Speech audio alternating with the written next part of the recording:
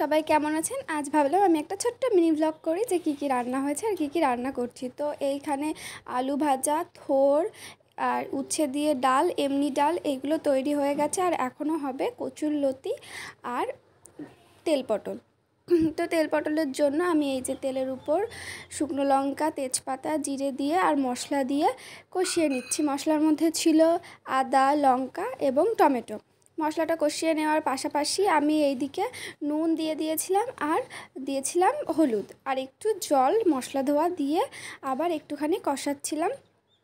আর ওই যে বললাম যে লতি হবে, লতিগুলো সব কাটা হয়ে যাওয়ার পর আমি পাশের ওভেনে বসিয়ে দিয়েছিলাম লতি সেদ্ধ হতে।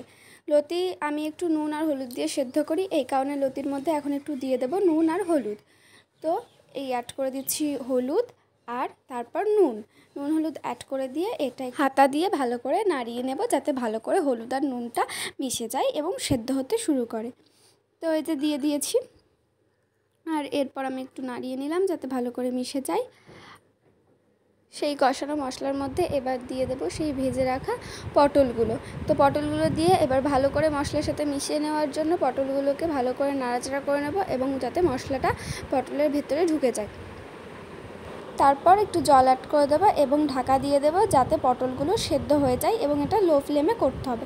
তো লো ফ্লেম করে আমি ঢাকা দিয়ে দিলাম। মশলা দিয়ে নামিয়ে নিলেই তৈরি তেল পটল। তো টাটা, প্লিজ সাবস্ক্রাইব।